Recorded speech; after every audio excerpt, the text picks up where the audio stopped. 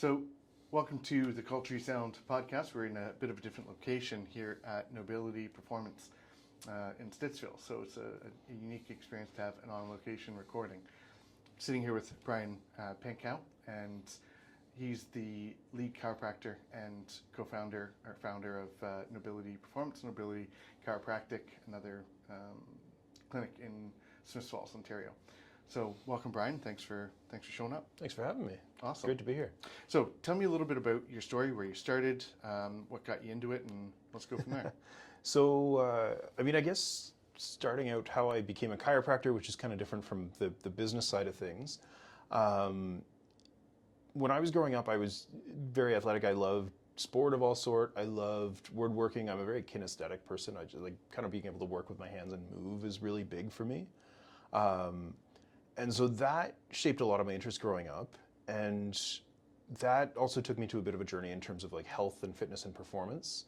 I ended up going to school, undergrad, for a kinesiology program. And if I'm honest with you, when I went, the kin program just turned into like, how can I get better at working out or more efficient at working out? Yeah. So learned a lot through that. And it also helped kind of guide a sense of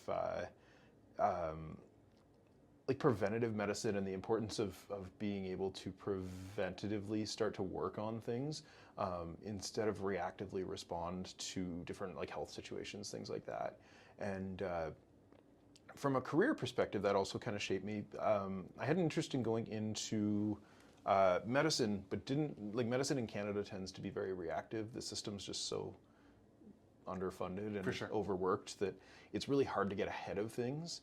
And I wasn't necessarily where I wanted to go with my career. It wasn't where my interest and my passion was. Can we click into that just for a moment? So when you say reactive, what aspect and how does what you do now sort of differ from that perspective? So when I say reactive, I mean, and not to say it doesn't happen in my own career still, but people only coming in when things are already hitting a crisis point. Interesting. Okay. So the idea of, from a chiropractic perspective, like somebody coming in because, they let some issue go on, say back pain, go on long enough to a point that they ended up bedridden, they ended up, they've got pain shooting down their legs, they can barely move. Right. And it becomes this very, understandably desperate concept of like, I need you to fix me now because my life cannot go on like this. Okay. Versus more of a preventative approach. I work with a lot of athletes in my practice, and from their standpoint, it's more coming in and like, I feel like my movement isn't that good. There's not necessarily pain with it, or there's a mild amount of pain or discomfort, but it's more of like picking up something's a little bit wrong. And I'd like to get ahead of that, as opposed to like, let's leave this until it becomes this unignorable problem in my life. Yeah. Interesting. So, in getting sort of, is it? And I mean, you work with like world-class athletes. You're being a little humble in the athletes that you work with. So, is that sort of indicative of just their body awareness? Is that something that's learned, or is that something, and we're going down a bit of a rabbit hole, but it's interesting. So it can be. Okay. It's not necessarily built in to every athlete. Okay. I will say probably on average, athletes are more in tune with their body. And I think that's more out of a desire to be, especially as you get into high levels of competition. Everybody's looking for every edge they can get. Right. And so it becomes this idea of like something, I know this is holding me back.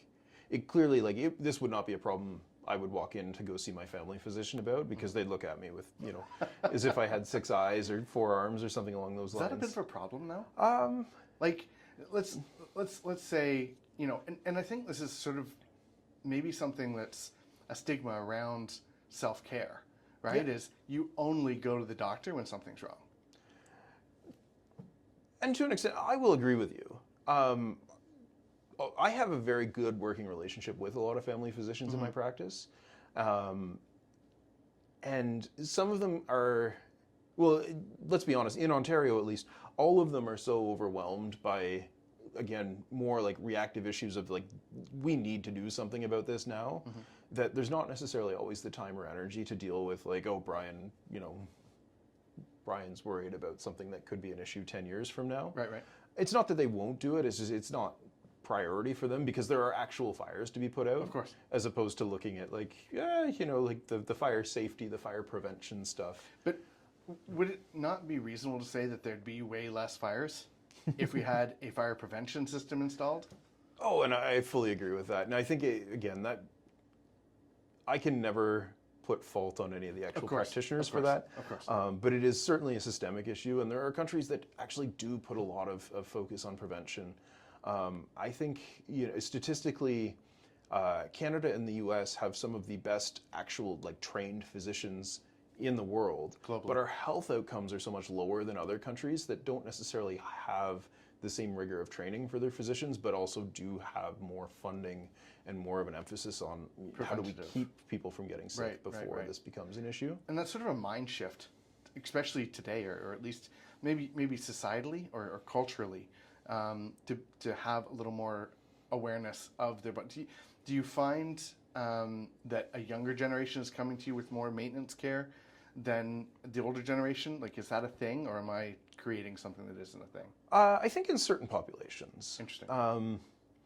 I have, I work with people who I would consider athletes across, almost all age groups. And I will say there's probably a bit of a trend overall, though not huge, that, the older folks do come in with more problem-based ideas, and the younger folks can come in with more of like a let's prevent, or let's, even just screen me. Right, I don't know if anything's wrong, but I want to find out. Interesting, yeah. Where I'll say, the trend is probably more, at least from what I can think of off the top of my head, more significant amongst men. Okay. The older men are definitely, on average, not to call out anybody specific, the most hard-headed of everybody. And then again, professions, I find again more, I'll say traditionally masculine professions, if we will. Military really jumps into mind. Okay. I'll always have, there's a memory I have that, and I make jokes about it, but a guy, I think he's since retired probably, but sort of like the old guard in the military, and he walked in to see me pretty much literally dragging one leg behind him because he couldn't lift it. Yeah.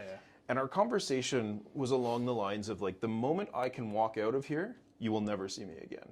And it's well, there's probably a lot of dysfunction that has led to the point that you are lacking use of a leg. And just because you can walk out of here doesn't mean that all the layers of dysfunction are gone. It just means that we've peeled back enough layers of that onion that things are starting to work again. And true to his word, the first day, and I probably wouldn't have recommended, this is a few years back, and I hope I was clear enough with him, that that just because his leg picked up that day did not mean that he was going to be in perfect health. And he had a lot of, like every military member, just overuse and trauma and everything to his body that, yes, that leg works again. No retirement is not going to be fun if that is the best we get him moving.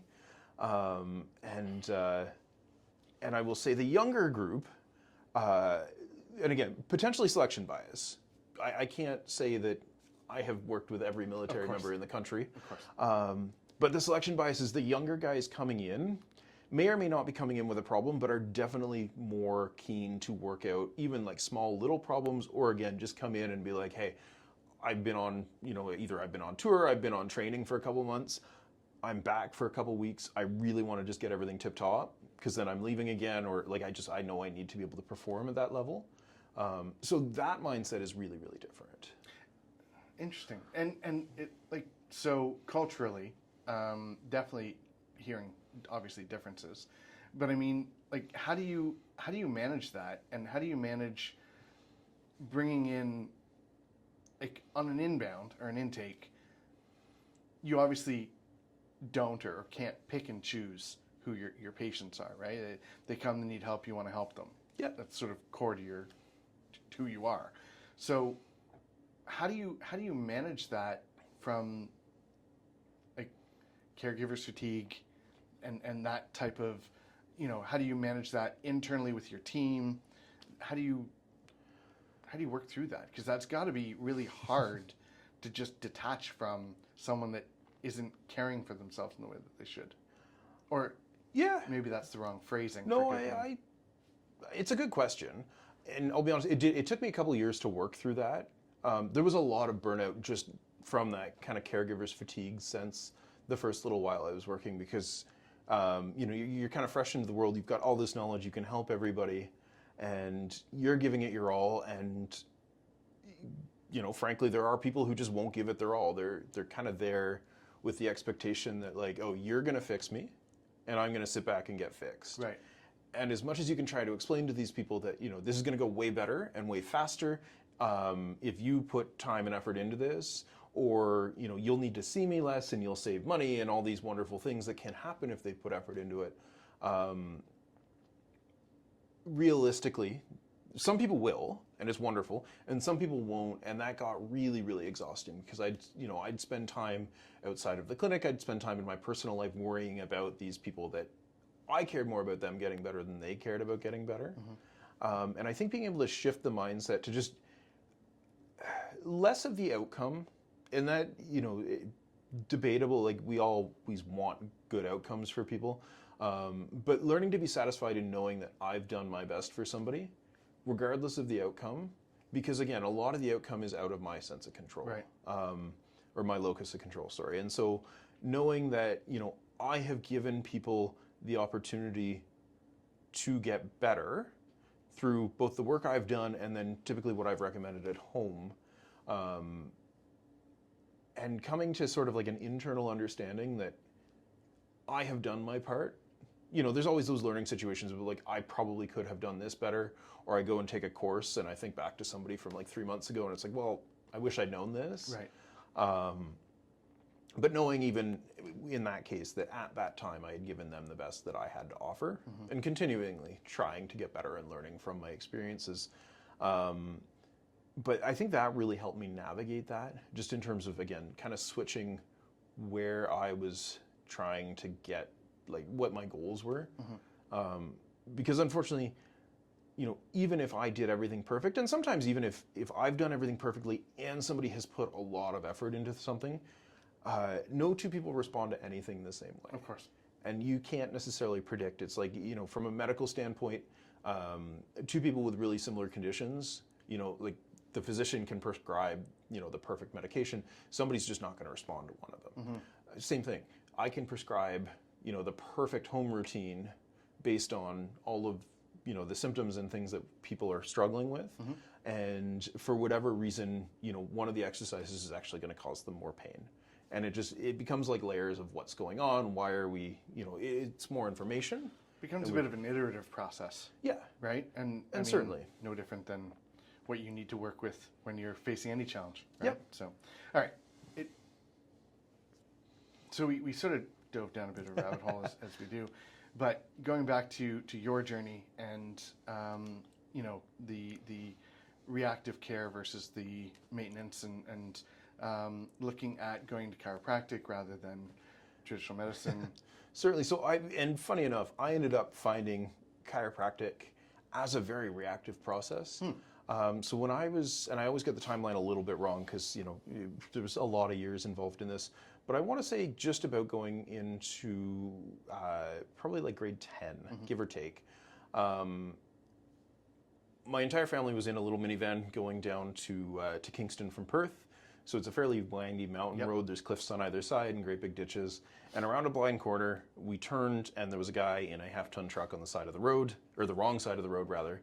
And with traffic behind us, traffic behind him, great big ditches, and then cliff face on either side, we ended up in a pretty good head-on collision. Everybody got out of the van, but Mom ended up going into shock on the side of the road. And I genuinely, I thought that day I was going to kind of watch my mom die in front of me, which is not a great feeling. She ended up surviving. Ambulance came and took her to, I think it was the Perth hospital, stabilized her, and then for the next couple of years, it was just watching her try over and over and over to go through different rehab processes and whatever. Honestly, we had a great family physician, mm-hmm. and he exhausted, I think, every option he knew, from physio to acupuncture to, there was a couple surgical consults. He was on the lookout for like any sort of new medication that could help.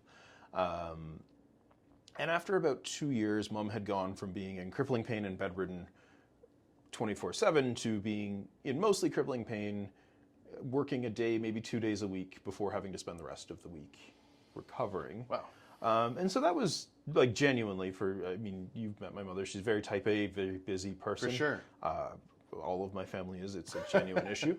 But like watching her be stuck for that long was tough. And so I had gone away at this point to undergrad. I was kind of doing my thing. And I just remember like I would come home every few weeks. Somebody had to do my laundry because I hadn't learned how to use a washing machine yet. Of course. Home cooked meal, that kind of thing. And there was one weekend I came home. It feels even worse saying that because she was in that bad a condition. But Sure. eventually she taught me how to use the washing machine. That was more of her fault that I didn't know. But she was up, she was about the house. She said she'd been to work like 4 days that week. And it was this huge turnaround of like, what is going on? Like, what is happening? Okay. And so she had started seeing a chiropractor. And it basically had boiled down to, she'd had a talk with our family doc about, he was basically saying like, look, I am kind of out of options. Like, I don't know anything else we can try. You may have to learn to live like this. And she kind of was grilling him about like, would you take that as an answer? Because Yeah. like reasonably, you know where I am. And he kind of gave her this resign, like, well, you could try a chiropractor. How long ago was this? This is Many like years ago. 20 years ago? Give or take, yeah. And chiropractic was that far outside of... I would say of like an older family physician's, knowledge. Okay. Absolutely. Okay. And so she did, and she found a chiropractor out in Perth that would do, she was terrified of the idea of like somebody cracking her, if you will. So she found this chiropractor out in Perth that does what we would call like an instrument-assisted chiropractic adjustment, where functionally it's a machine that will go along, find where there is more tightness in the spine and kind of tap on the spine over and over and over until it determines that it's added enough movement back. And for her, it was this great intro to chiro because it was very, like in her mind, low risk. Gentle? Exactly. It wasn't scary. There was nothing like, outlandish that was going to happen. And it obviously, it worked really, really well. So she'd been seeing this woman for probably a month or two at this point. Timeline could be a little off. It's been many a year. But I had never really, like there was a Simpsons episode that I'd seen that referenced chiropractic. Sure. I think, was it 2.5 Men? I think the...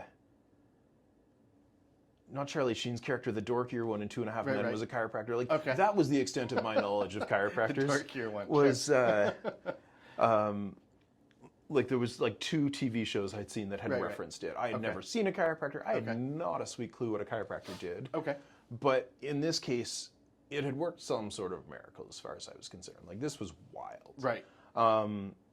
So again, we kind of touched on the idea. I was going through that KIN program in undergrad. I was looking for something that could be used more like preventatively and work with people on, fixing issues before they became massive issues. I know you personally are a big fan of the concept of like medicine 3.0, as Peter Attia would call it. So as I was going through, probably in my 3rd year of undergrad, I was trying to figure out what I wanted to do afterwards. And it was this idea, I was kind of torn. Both my parents were in education, of going into the route I knew, which was education. Of course. I'd seen all the ups of it. I'd definitely seen all the downs of it. And I kind of knew conceptually what I would be getting into. Right. Or again, I knew I wanted to help people. I knew there was an opportunity to do so in medicine, but it was also wrapping my head around either how do I change the paradigm of the massive, the machine of medicine in Canada. My mom at this point had switched. She started seeing a different chiropractor that did more of the traditional manual adjustments, the popping, the cracking. Right. she'd done super, super well with the first chiro, but did hit a bit of a sticking point. And so she had suggested maybe go see somebody who does do something with a bit of a, a heavier hand, if you More will. aggressive. And that actually got her back to work 5 days a week and back to, she was working out in the mornings and she got her life back. Okay. And so he had suggested, like maybe he can come shadow me if he wants and just kind of see what I do.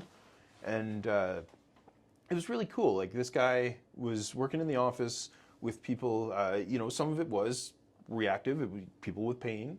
Some of it was supportive, like people with pain who, it would at least keep it at bay and not let it get worse.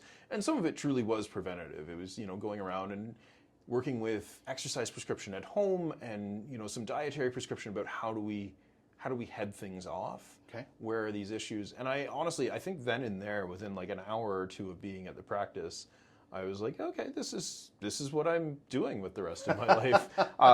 No second thoughts. And so the only thing that I was going to do after that was go through chiropractic school. And I went to shadow him a couple more times. I shadowed a couple other chiropractors. And over I saw at least similar things in terms of, again, it was a job that I could do. It was a physical job. You're working with your hands. So that kind of satisfied that urge of me not sitting at a desk all day and going stir crazy. It was a helping profession where I got to interact with people. I got to help people, get their lives back or work through things. My personal first experience with chiro was, again, like me being a bit of an athlete, training-wise, if I went for a run within like the first 5 minutes of running or less usually, I ended up getting a lot of pain in what I now know as my SI joint, but basically the back of my hip. And that was just part of the running experience for me. Was I would start running, I would get pain in my hip, I would continue to run with pain in my hip the whole time.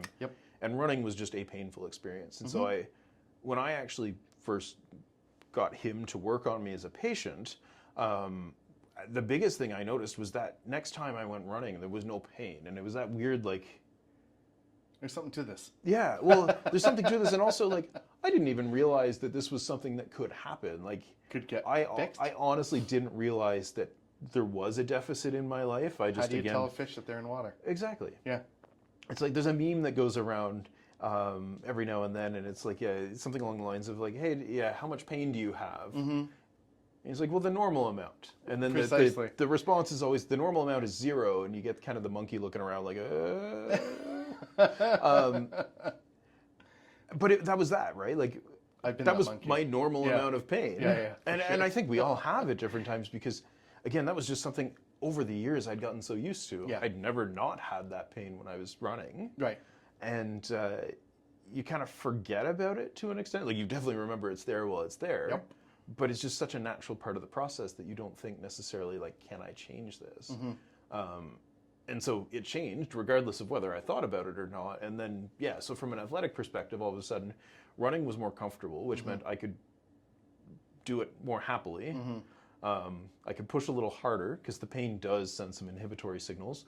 Not according to Goggins. Right? Well, Goggins is unique in his own ways. There we go. But yeah, so it was this really cool experience of, like, again, from my perspective, I was in very good shape. I was very athletic. I could, run long distances. I could run very fast. I could move a lot of weight. And it still found ways in which I could improve. So that was really cool. And again, there's always, quotes from some very high-end athletes, Tiger Woods and Michael Jordan. I think the Jordan quote is like, I didn't realize how much better I could get until I started seeing a chiropractor. And basically the idea of, like, even at the level of Michael Jordan, there were still all these movement deficiencies that he'd had that were holding him back. But you don't ever realize that because, I mean, at that point, you're Michael Jordan at the prime of your career. And it doesn't feel like you're being held back. Chiropractic, I mean, I guess I had the knowledge bias of my aunt being a chiropractor growing up. Of course. So it was never considered witchcraft, right? Where I think the general population, and I think maybe we need to just shift away from that, getting from, seeing as you touched on it, medicine 2.0, sort of the reactive and treat the results, not the symptoms, position, moving towards medicine 3.0, where we look now for what we're going to face in 20 years. We know what the markers are and treat the markers so that we don't see that result. And I think chiropractic is really coming into its own from that perspective. And I think, the uptake of it, I don't know what the trend is over a 20-year span, but I'm sure it's the society in general is taking it more seriously than ever before, and hopefully that trend continues. Do you see that in your space, or I do? And again, whether it's a bit of a selection bias because of who I am and what I do, and those are the people I see, or whether that's genuinely what's happening, I will say I overall feel like there has been a shift, and from many different angles. Again, my family doc growing up, chiropractic was that like, well, we've literally tried everything else. What's the harm in it? Right. Was sort of like where we came to. Yeah, we can try chiropractic and maybe some voodoo. Yeah, like at that point, in his mind, it was like, well, it's, like, I'm sure the next thing after chiro is going to end up being like healing crystals or, right. But placebo like I said, effect at this is a hell of a drug. Exactly. The younger physicians, and I will genuinely say that is one population where I do notice a big correlate in age. The younger physicians are being brought up having a better understanding and better respect for not just chiro, I think all the allied health professions. Right. But I have family doctors that will send their MSK cases to me now where it's like, okay, like this is something I don't have great tools for. MSK? Musculoskeletal, sorry. Okay. Like we know there's a nerve pinch somewhere. Realistically, that's really not something that I can treat in my office. I know a guy who can, and he happens to be a chiropractor. Yeah. Same mechanical low back pain. Again, right. Like we can medicate it, but we know that doesn't actually fix the problems. It'll mask the symptom of, like, yeah, you won't be in as much pain, but the dysfunction that's causing it is still there. And so again, there's a bigger push, I think, from especially the younger physicians. There's one guy I end up getting a bunch of a headache case from. Really interesting, and it was, I don't know how much of a leap of faith it had to be on his part, but he sent me a couple patients who have something called cluster headaches. And cluster headaches are basically headaches that come on extremely intensely behind the eyes, like debilitating. And to the point where like the suicide rate for people who suffer from cluster headaches is way higher than general population. Wow. And so it was something where in school you kind of learned that these exist from a medical standpoint, and honestly from a research-backed standpoint, there's not necessarily a lot we can do about it. But anecdotally, chiro does seem kind of helpful. And I guess he had got the same memo because I had a guy show up who said, yeah, Dr. So-and-so had referred me to see if we could help the cluster headaches. And the results were honestly really, really good, which was phenomenal. It was something that, was also really cool to see because, again, it was something that officially there's not really much you can do for it. Okay. So as in the science hasn't looked at... They're not super common, and I think that's probably part of the issue too, is there's just not necessarily always enough How do you find that pool? of a pool of people to actually do the research with. But I did really well for this guy, and then a month later there was another guy came in, and then a third guy, and I haven't seen more than 3 or 4, I don't think, total. But I was, that's also way more than I was promised I would ever see in my life when I was in school. So, and it's been, mixed. The first guy I didn't end up seeing once the headaches cleared up for like 1.5 years, and then he came back for something unrelated and told me that the headaches were pretty much gone, which had been a long-standing issue for him. One of the other guys I still see semi-regularly, probably like every 6-8 weeks, and it's, he'll have a headache in between the 6-8 weeks or 2 if the weather starts to change, whereas it was like a daily thing before that. Oh. So again, it's not perfect, it's not, fixed or cured or anything, but from a supportive standpoint, he seems much happier with where he is now versus where he had been. So really rewarding to see. But again, that was, I'll be honest, like the first guy coming in was a big leap of faith in some ways from that physician. And again, he's younger, he's more, again, in tune with the chiro and yeah. and what we have to offer and how we can play a role in the healthcare field. Whereas if I'm honest, I really haven't seen referrals from older docs at all, like Right. older physicians.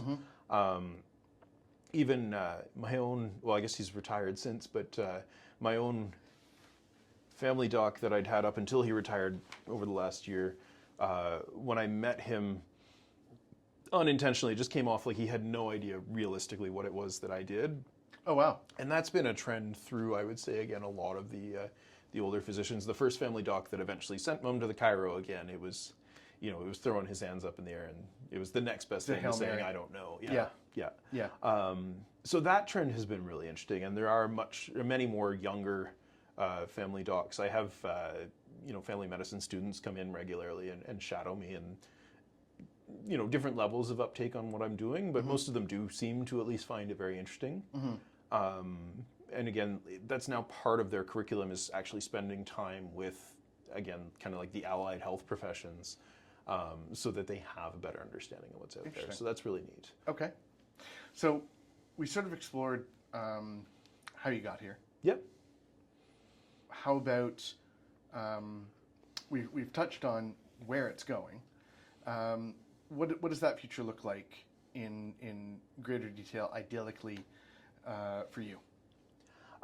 So, I mean, I guess from that point even to here, to then where it's going, right now, obviously we are sitting in my clinic in Stittsville, and that has come to be a bit of a larger multidisciplinary practice.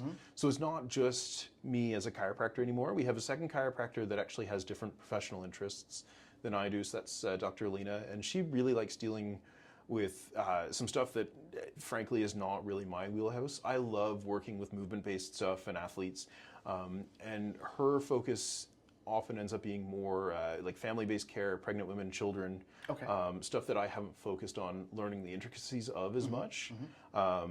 Spinal rehab, so disc injuries, things like that, that are less of what really excites me. And it works really nicely that we can kind of go back and forth between it and serve different patients, or serve the same patients as their needs change. But then also adding in massage therapy, adding in acupuncture, adding in physiotherapy more recently, a dietitian, so that we can work on kind of the physiology behind everything. Red light therapy or photobiomodulation, and then cold water immersion as well. So basically being able to there's a bias. I love what I do. I think that chiro is great for a lot of things, but also understanding there are limitations to what chiro on its own can do. And I probably just greatly offended a handful of chiros by saying that, but knowing that there are more aspects to a person's health or just general well-being than just what I can offer, and being able to work integratively with other practitioners here has been wonderful. So moving into the future, I think continuing to expand on some of that work, again, integrate other practitioners. We have a very good relationship with one of our neighbors that's a psychotherapy clinic. But knowing that right now we're dealing pretty much with the physical body in our clinic, and knowing that is a limitation to people getting better, potentially trying to integrate either some mental health practitioners, or again, strengthening the bond with the psychotherapy clinic. I mean, from a business standpoint, I think trying to be able to, in some iteration, offer what we have here, because it's a great thing, to more people. And whether that's expanding clinics or finding a larger space, because we're kind of capping out here,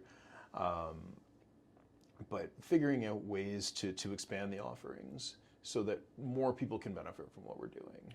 And what challenges come with that interest? Well, I think, and obviously you working more as a B2B consultant, something that everybody, I think, will experience as their own business expands is going, from being a solopreneur or a business, if you will, where you get to make all the calls, to then working with other people and adding in other personalities and learning to manage manage people, the culture part becomes really, really big. And so, certainly there have been some hiccups so far, and I'm sure, again, as we add more people, trying to make sure, again, like personalities are aligned, interests are aligned. Reasonably, we've over time experimented with a few things where at one point we dabbled a little bit in some aesthetic services. Okay. And not to say the personalities weren't necessarily in sync, but I think the goals and the values weren't necessarily the same. Interesting. One foray that we had tried, and it crossed over somewhat well in some ways, but was bringing in some microneedling, because that can help break up scar tissue, which from like an injury or even post-surgical rehab perspective, super, super helpful. But the one we'd brought in, she was lovely, but her background was as an esthetician. Okay. And so the microneedling she was doing, well, it technically is the same microneedling. She had learned more from a perspective of an aesthetics thing, and her interests and passion lay more in the aesthetics piece than the athletic recovery, the injury rehab. Interesting.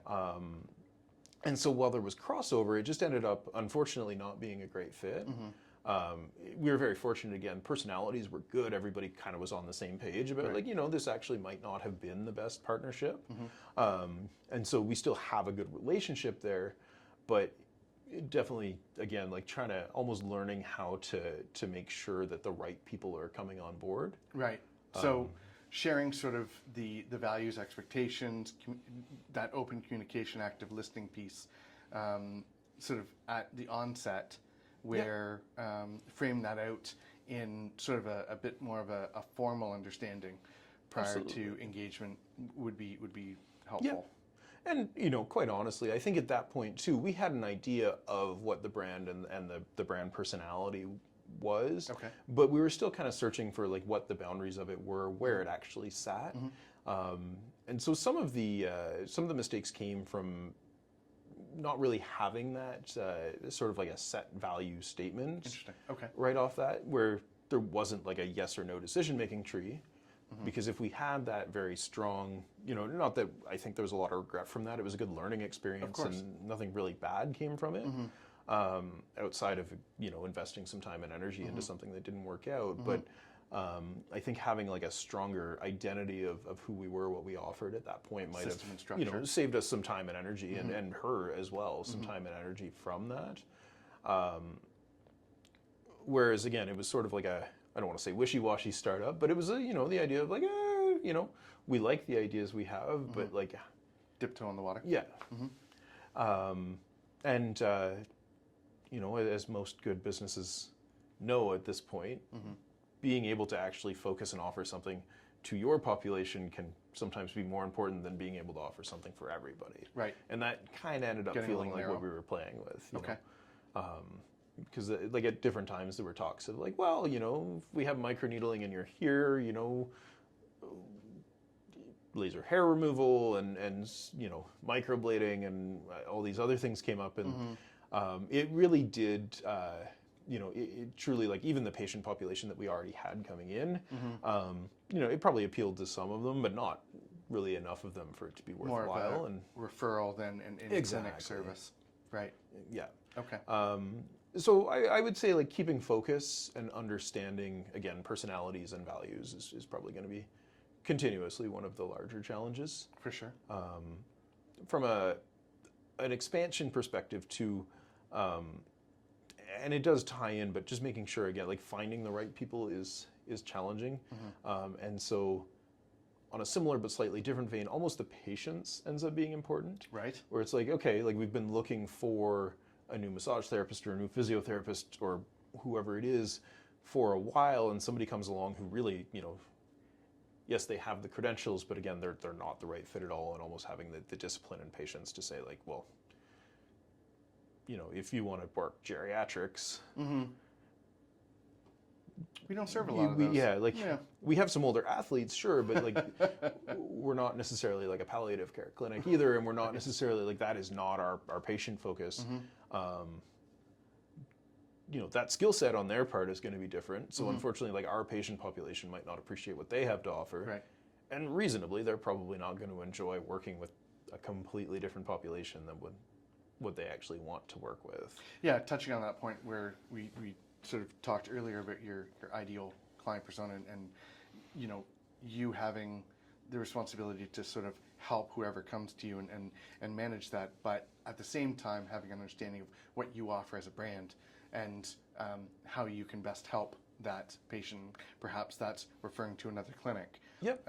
Similarly to sort of having practitioners come in and having clarity around what they want to offer and where their vision path goes for what their future looks like. Now, sometimes they can get involved and really enjoy what you're offering, and that can look a little bit different, but that communication piece is sort of critical up front to make sure that you're sort of aligned in what that plan is for what the future looks like, and you're all sort of walking together to that path.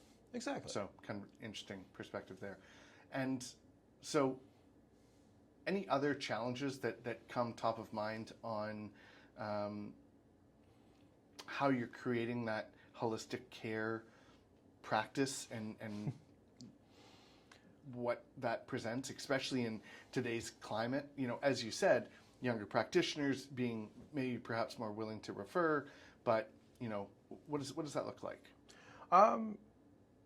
Yeah, well, so I would say there's almost like the connection piece can be tough too.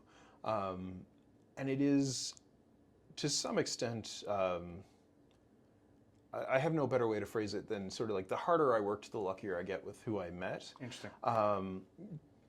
Because a lot of the physicians that I ended up having really good rapport with, I didn't meet through traditional channels.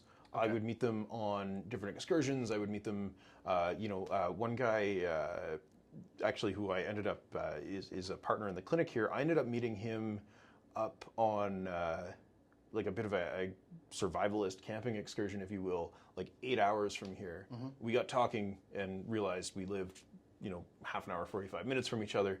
We had, unsurprisingly, because we were both on this weird trip, very similar interests and passions and worked well together. But it was almost just sort of the more opportunities I took to meet people. Mm-hmm. I met a lot of people, not that they weren't great people, but just that didn't necessarily have, from a professional standpoint, as much to offer. Mm-hmm. I met guys from all over Canada on this trip, and some are still great friends, but like a firefighter from BC didn't have as much to offer from a professional standpoint as a physician from Renfrew. Right.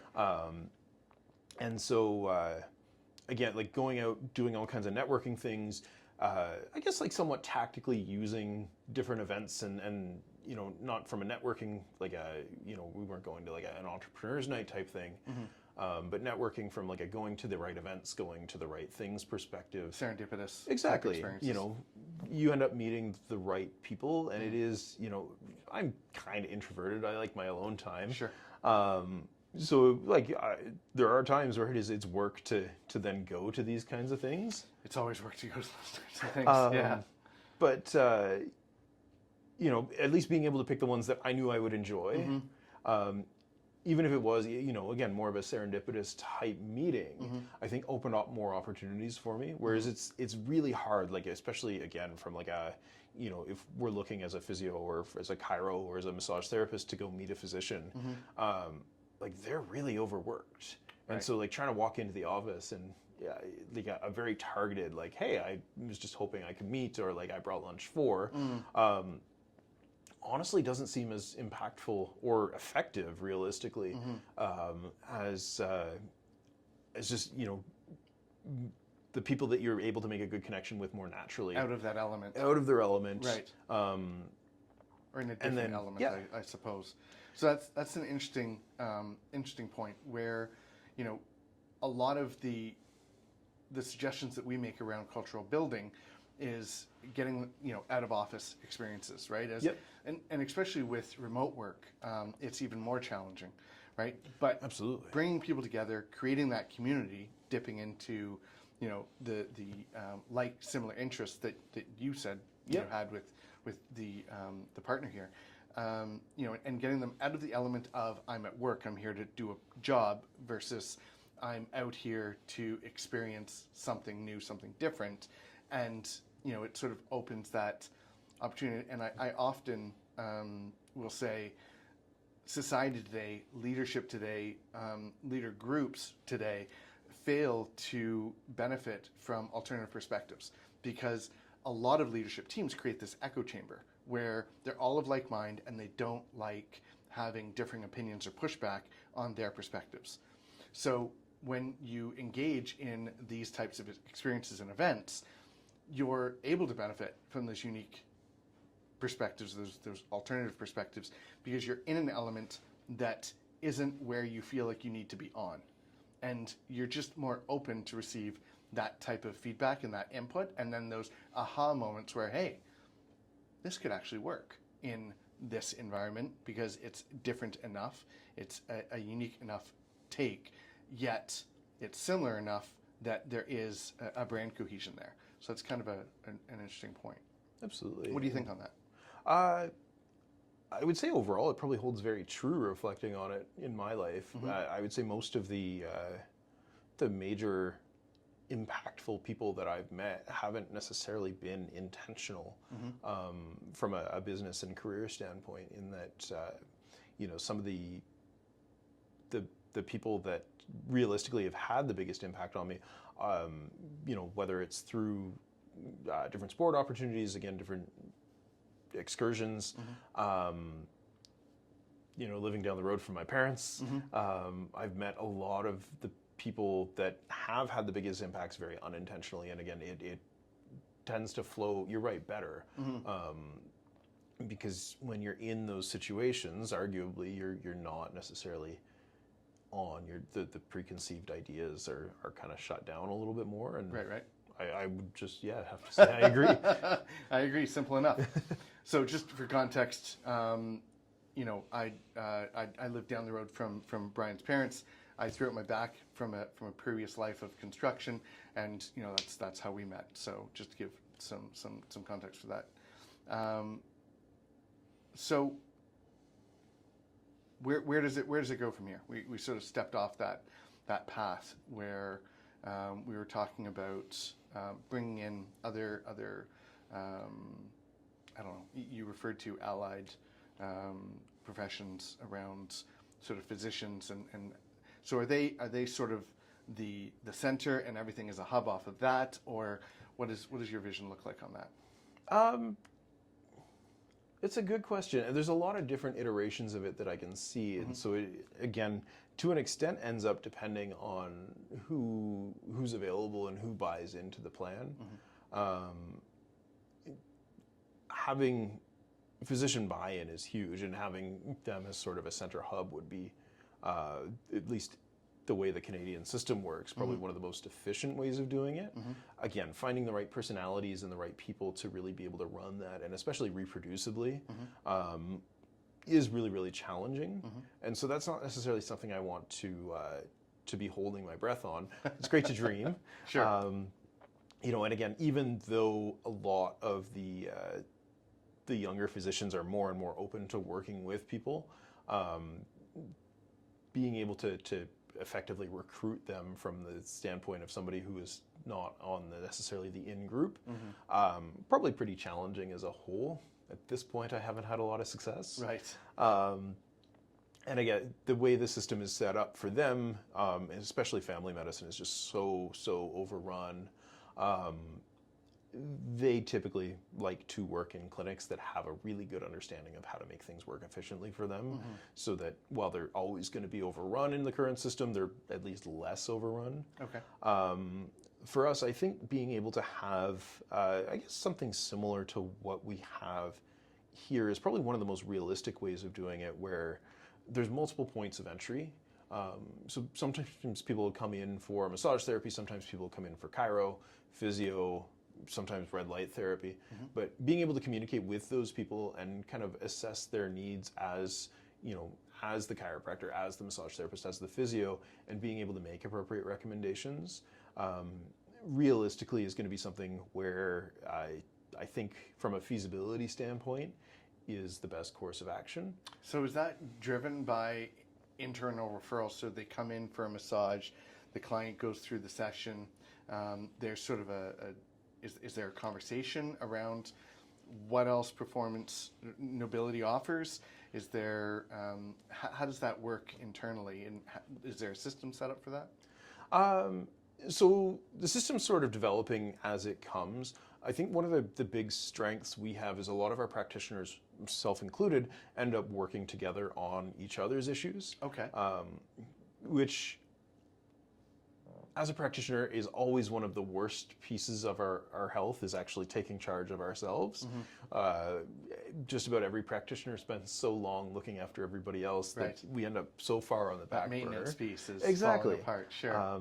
So being able to, and I oftentimes I have some exchanges set up regularly with the different practitioners, whether again it's the massage therapist, the physio, other chiros, and that from that standpoint is good for us, obviously, and that's one of the driving forces behind it. But it also really helps that we understand what the other people offer, what those are good for, and it also sort of helps, to an extent, me learn my own limitations of, the massage therapist is way, way better for this type of injury. Interesting. Here's what I can do for it. Or sometimes it's just going to offer a different piece of the puzzle. And so from that standpoint, I can come from a really educated piece here and talk to, if you're coming in for a back injury or something along those lines, here's what I can do. And I think it's going to help with this. It's always I'm confident, or I think you can't ever make guarantees because again, somebody's always going to just react in a non-textbook way. But being able to turn around and say, the other options are, or, I think this would work really well in combination with, because I understand what it is they're offering. There are times, I wouldn't say it's super common, but there are times where I'll have somebody come in and I'll tell them, like, yeah, here's the camera just did something wonky. That's a problem.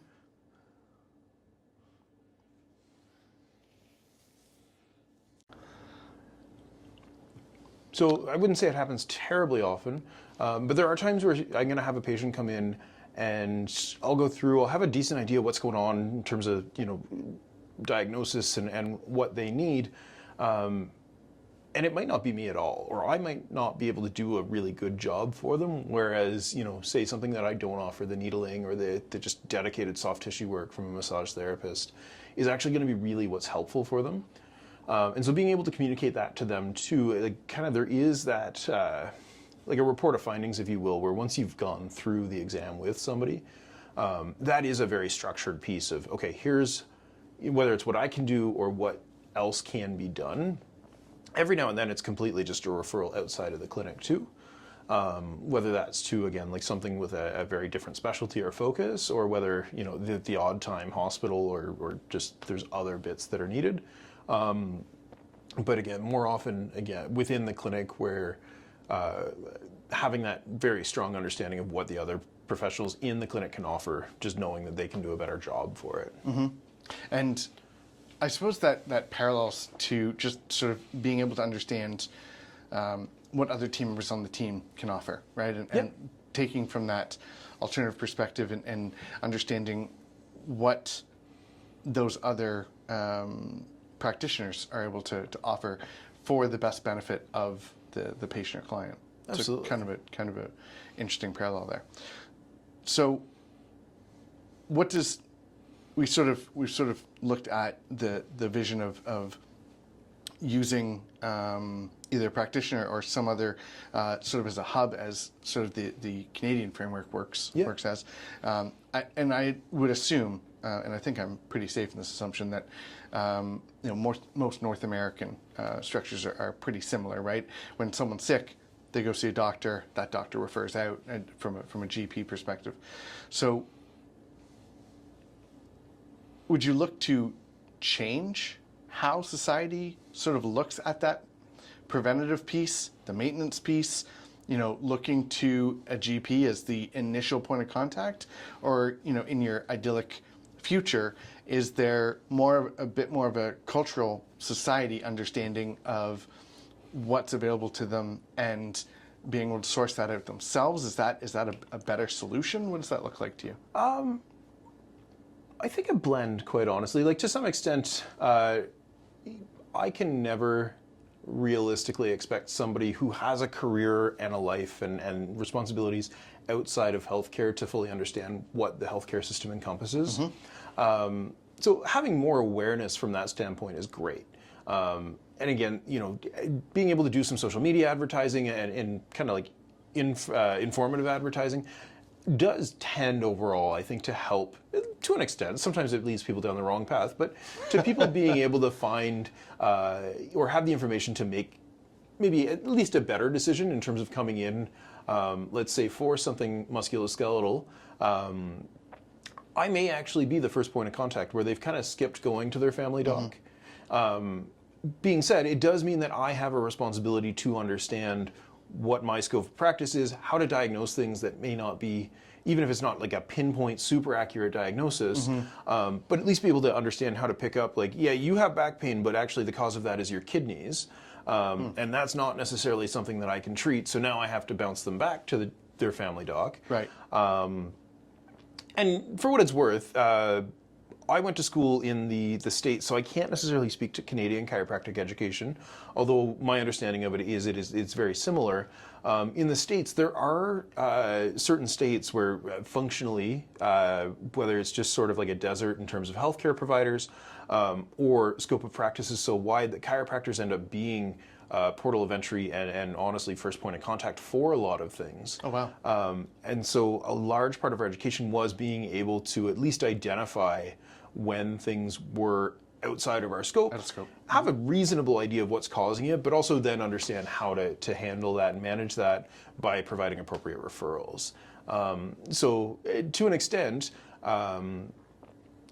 even having, the general public be more educated in what choices they can make can almost up the level of responsibility we have, because it ends up meaning that we get more and more cases that aren't necessarily actually our cases in that way, or within our scope of practice to treat in that way and need other management. How do you think the availability of information has influenced that initial point of contact from a self-education component? I mean, you sort of touched on it there briefly, but is that to benefit or to detriment? The whole Google Doctor idea. I think everybody in the healthcare world has a little bit of a disdain generally for the Dr. Google. Okay. But at the same time, like, it is, information to some extent is still power, and being able to, I think, access that information easily does at least help push people in the direction where, even if it's not the right direction, it's at least giving them a little bit of autonomy to then start taking steps. And the better part of Dr. Google or WebMD is it does generally push people to go, double check with a professional. Explore. So again, selection bias, because I end up seeing the people who actually do follow that, but at least people coming in with that, like, oh yeah, like I Googled this and I think it's this, they're not necessarily just making all these wild life-changing decisions or potentially, dangerous decisions. Hopefully, again, selection bias, the ones I see based on what Google said, but they are coming in with this thesis of, I think I have this, these are the symptoms, this is why it is. It's still my job to be able to say, okay, like, based on what you're telling me, either yes, that makes sense, or, that would be a very, very rare case of that. There is that, Dr. Google, WebMD love the very, very sexy, let's make this the worst thing possible. Sure. And I do think that's also where more and more people come in. Exactly. Right. People love to get worked up about things, and that's, the 24-hour news cycle preys on that. A lot of things prey on that. But the availability of information does, like, again, it at least helps put them on the path, from my perspective, more often than not, to getting somewhere, even if it's the wrong path, they're at least on a path, and then we can course correct from there. So feel free to not answer this question, but how close are we to Dr. GPT? I've played a bit to see with that, just in terms of like, what information can I feed it, where can I get it? Just my general use with Dr. GPT. Even trying to get information out of it, like, can you do a research review of let's say the photobiomodulation for a certain condition. I'll be honest, a lot of it's making it up on the fly. Like Okay. it'll reference these research articles that don't seem to actually exist. Yeah. And so either my Google foo is terrible and I can't find these things, Right. or it's just trying to give me what I asked for it, whether or not that actually exists. And just for clarity's sake, is that a free model? Is that a paid model? Is that ChatGPT specifically? Is that a different LLM? So it is a paid version of ChatGPT. Okay. Okay. So it's something where, there are lots of reports and news articles saying that it's imminent, it's doing better than, like 95% of surgeons. You hear it screening for breast cancer 5 Exactly. years earlier. Yeah. Is that true? I mean, to some extent, I will have to, put my faith in the reporter having done some due diligence and verifying this. Sure. Maybe it is. In my experience, I'm not confident in it. Like So is I would that never. We're not there yet, or because my argument on that type of AI integration is use it as a tool. It makes you better. No different than the introduction of the calculator, the introduction of computers, the introduction of the automobile, right? It put lots of horses out of work, but it was a better technology, and technology by definition is something that just makes things easier, process faster, better solution. So, I mean, as we sit here today, is that a future for your practice, and maybe that's an unfair question, is that a future that is foreseeable, or we're just not, it's just not going to come to be, do you think? So again, from my experience with where it's at today, Sure. I would say I can't see myself relying on it. Right. Is it potentially a valuable tool? I think so. But a tool. Like I've used it where I've gotten stuck with a few cases where I can feed it, Interesting. obviously anonymized symptoms and data and things that I've tried, and it can throw out some suggestions of, have we considered, or can we get this extra data? Like here's some extra tests to do. Right. So more of a colleague. So yeah, like a sounding point of board. reference, I would say for sure. But again, with me trying to get it to pull up research and data, and it just, again, I am fairly certain fabricating it, I would not necessarily in its current state trust it. Can it get better? Probably, hopefully. Of course. But, as it is right now, no, it doesn't really have that place in a practice because it's not designed reliable for that either, in right? that. And exactly. Right, yeah. Interesting. Okay, well, I mean, future pontification, I suppose. Exactly, yeah. As it changes, my answer may change, but in its current form. So what's my opinion, what's exciting you most about either the chiropractic world, the world in general? What's most exciting for you? Honestly, there's just so much out there for me to still learn. I think my favorite things in practice is being able to go out, take some coursework, and then figure out how to integrate that into my practice. Remain curious. And sometimes it doesn't fit. Sometimes it fits phenomenally well. I've had courses where I'll go and learn something that immediately gets implemented with half of everybody I see, or changes how I do intakes and how I do screenings and evaluations. And there's been a couple courses where I've gone and I've taken it, and there's like 2 people it applies to, and for those 2 people, it was probably a great thing that I went and learned it. But it's not something that necessarily changes my day to day. Is that a common practice within your I don't want to call it an industry, what would be the proper term within your profession, to have that continued learning model? Or I think just about every healthcare profession, at least that I'm familiar with, does have some amount of continuing education requirements built in. Okay, great. Which exactly it's something you wouldn't really want a professional to be able to have a 20, 30, 40-year career and never have learned anything new since school. Of course. Because I'll be honest, even the stuff you learned since school, 7 years later, I'm going back and re-referencing it because it doesn't stick. Like the things that I haven't used in 5 or 6 or 7 years, I'm going back to look it up anyways. I don't know it anymore. There's the general gist of like, oh yeah, I kind of remember that. Let's figure it out. And whether it's, a very obscure condition that was, mentioned as a one-off one time in class or something along those lines, or just, again, like a technique that I haven't had to bring out, but I think I kind of vaguely remember something that would have helped this. I think being able, whether it's brushing up on that regularly or whether it's having to go and learn something new and keeping up with the advances, which I do think is pretty important,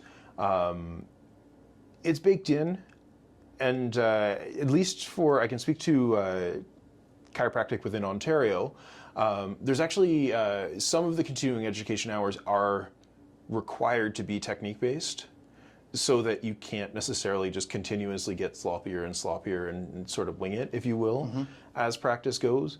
Some of it can be more of a book-based education, where it's more we're learning like physiology, or we're learning concepts again, or learning new ones. But yeah, so it is baked in. I tend to kind of go above the requirements for most CE cycles. And part of that's just personally, like, there's so much cool stuff out there. Honestly, like, I would love to just be able to clone myself and do continuing education. You go learn as like a separate. Well, exactly. Like, I love what I get to do. I love working with people, and reasonably from like a business perspective and a being able to live life perspective. That's where I make my money. I pay to go learn things, so like it's not sustainable to do that as a full-time job, because unfortunately we cut bills and student loans, and but like I genuinely feel like I could probably do like full-time just more education with all there is to learn out there. So for better or worse, I have to be selective, and I have to kind of figure out, okay, what actually is most likely to integrate into my practice. And it's just getting faster and faster, right? The information coming down the hill is just, it's more and more and more and more, and keeping on top of it is incredibly challenging. So absolutely, we try to have chats like this. But anything else that you want to touch on that we haven't yet, that you feel would be valuable, of interest? I think that covers a lot of my day-to-day life. I mean, running the clinic and then actually practicing are two almost full-time jobs at times. The CE, even in the bouts I do, I try and refrain from it becoming a third, but there's days where I overcommit. Outside of that, I've been very fortunate the way I live my life, my career, everything integrates really, really nicely. So again, some of those like sort of working opportunities I do really enjoy. We're just coming off rugby season, where that, it's actually kind of funny. I was reflecting on that. I don't know if I would have played rugby if I weren't in this career. Like, it definitely was a bit of like this works for business. But man, do I enjoy it. Well, exactly, right? Like, there's so many broken guys and gals out on the rugby fields that just need a chiro. But it worked in really nicely. And like, I've been so fortunate that every part of my work, and I was sort of like officially the team chiro as well. I was doing some sideline work when I wasn't on the field, and so like it was work, and it like genuinely it was work. I was seeing, patients as at the rugby field, but I've been able to build things in a way where I still love it. Like, it's fun. And so it's interesting, and I definitely talk to my clients around and people that I work with around. I've never really liked the whole work-life balance, the binary aspect of it. It's either this or that. I've always, and I know this word has been overused, but the synergy of work-life, where one is the other. It seems a little idyllic, but I think if you frame it and you plan it and you build it around, again, another unpopular idea is going after your passion. Many people say, if you do what you love, you'll never work a day in your life. And there's truth to that, but at the same time, you're going to do things that you don't love, and that's just a component of it. As long as 80% is what you love, and you can slug through maybe the 10% and maybe the last 10% you can delegate, which I often suggest my clients to do. Creating a life where synergistically you're able to tie that together as you have. And you're able to work in time management, and you're able to prioritize, and you're able to build a system around what that looks like. I think you're able to have a successful space, and I don't know what the definition of success looks like to you, but I think you're definitely on the path to it as long as you can keep that up. And, I think what used to be the big house with the Beamer in the driveway is converting to having that fulfilling life, where what you do isn't as draining as it should be or could be. It's, you're consistently filling your cup, as it were, which I think is one of those things that you need to focus on, and it takes work. Absolutely. And there are days, the paperwork side of things is never something I will come to love. Right. And if someday I can get ChatGPT to do my paperwork, I would probably trust it. I'd probably review it a little bit, but that would be spectacular. Yes. That would reduce a lot of the days of work I don't actually like to do. Mm-hmm. Same thing, billing, not my favorite. Okay. But the actual hands-on piece of working with clients, I'm usually excited to go to work in the morning. We should definitely review those two systems. Probably. All right. Well, I have to say it's been a pleasure. I really appreciate the thought, and we drove down a ton of different rabbit holes that I didn't expect to go down, but always an interesting conversation. So thank you. Thank you. Appreciate you coming out. Awesome.